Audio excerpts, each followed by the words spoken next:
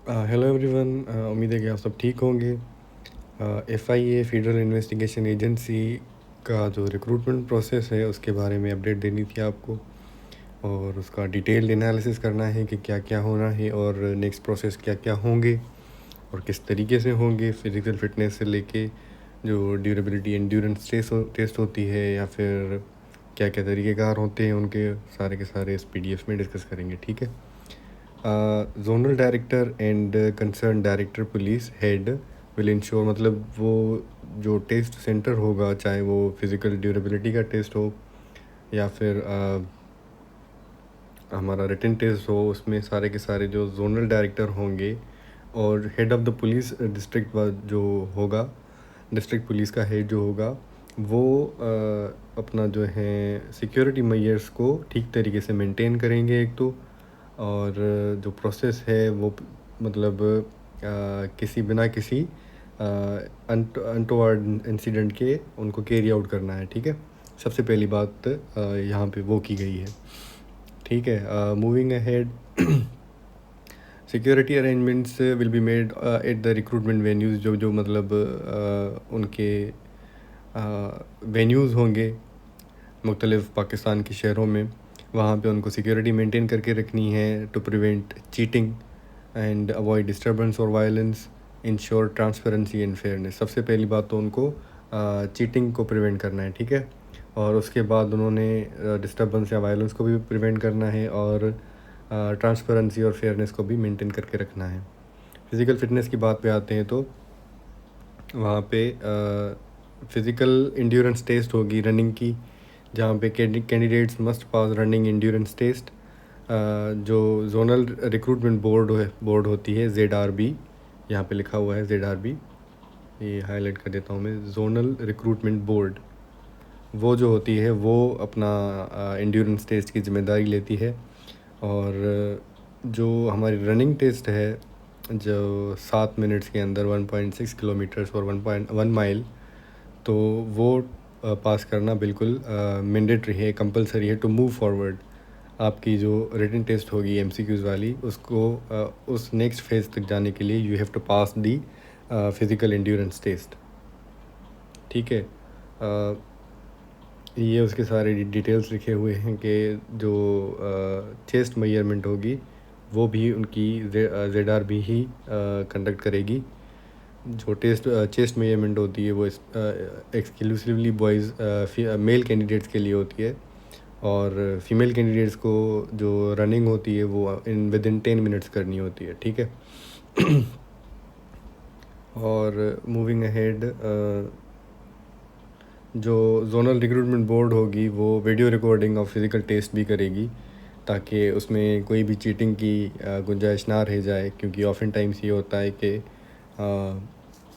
Cheating के काफ़ी incidents होते हैं जिनमें पता चलता है कि किसी और ने किसी की जगह पे, किसी कैंडिडेट की जगह पे रनिंग की है, या फिर विद इन द रेस बीच में कैंडिडेट्स मतलब व्हीकल से उतर जाते हैं। तो ऐसे इंसिडेंट्स को अवॉइड करने के लिए भी जो जोनल रिक्रूटमेंट बोर्ड होगी वो वीडियो रिकॉर्डिंग करेगी फ़िज़िकल टेस्ट की। ठीक है। और आते हैं क्वेश्चन पेपर और रिटन टेस्ट पे। उसके लिए हाँ, जो जोनल रिक्रूटमेंट बोर्ड है वो हमारी हाइट और चेस्ट दोनों की, मेल कैंडिडेट्स की हाइट और चेस्ट के मतलब मेजरमेंट लेगी। फीमेल कैंडिडेट्स की हाइट कोई मेजरमेंट ली जाएगी। ठीक है। Moving ahead, question paper and written test पे आते हैं तो क्या कहते हैं उसके एलिजिबिलिटी जो है, only candidates who pass the physical test can appear in the written exam.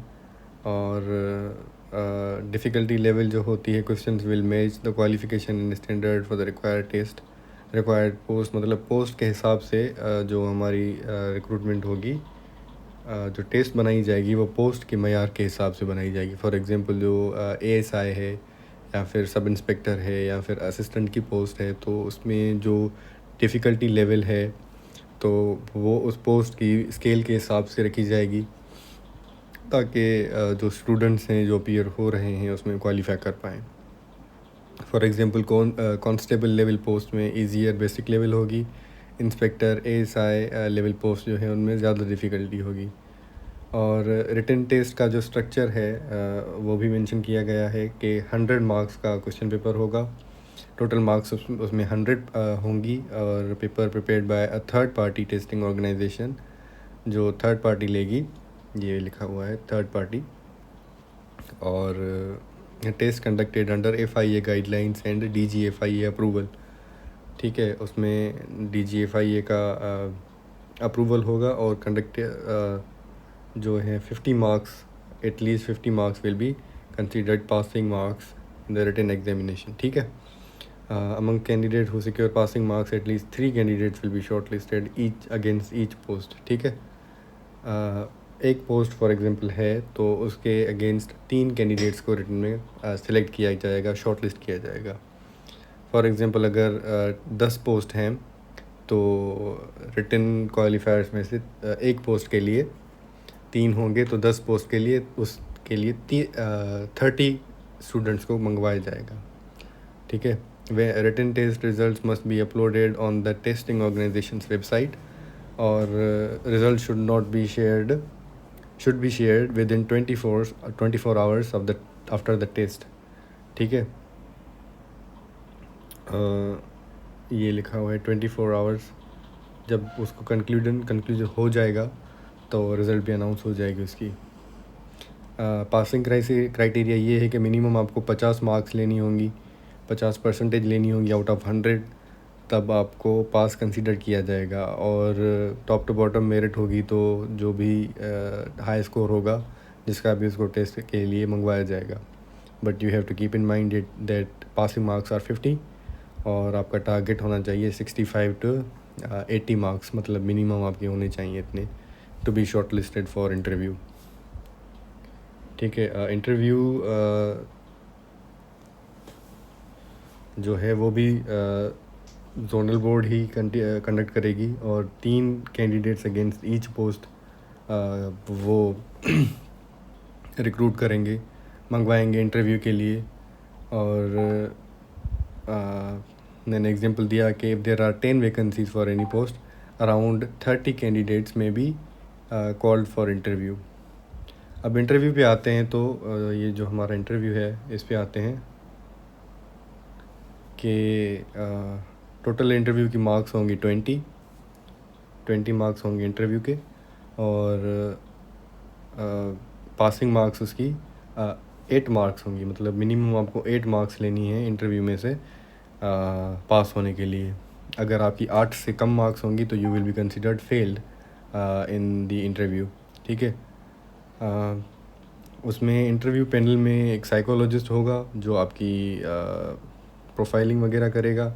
ठीक है, सर्टिफाइड साइकोलॉजिस्ट होगा, उससे आपकी पर्सनैलिटी वगैरह भी एनालाइज हो जाएगी फॉर मेंटल सूटेबिलिटी, और आपकी personality, attitude towards law enforcement देखा जाएगा, एक्सट्रीमिस्ट माइंडसेट तो नहीं है आपका वो भी देखा जाएगा, या फिर आपके पास क्रिमिनल टेंडेंसी तो नहीं है वो भी आपका एनालाइज किया जाएगा। ठीक है, और मूविंग अहेड रिकमेंडेशन या फिर पावर पे आते हैं तो नेक्स्ट सेक्शन हमारा वही है कि even if a candidate passes test the board may still reject them if they are mentally unsuitable. अगर कोई कैंडिडेट पास कर जाता है फिर भी उसे रिजेक्ट कर सकते हैं ऑन द ग्राउंड्स दैट वो कैंडिडेट मेंटली अनस्टेबल हो, या फिर एक्सट्रीमिस्ट क्रिमिनल बिहेवियर हो उसका, या फिर लॉ इन्फोर्समेंट ड्यूटी उसे फ़िट ना कंसीडर करें तो वो रिजेक्ट हो जाएगा।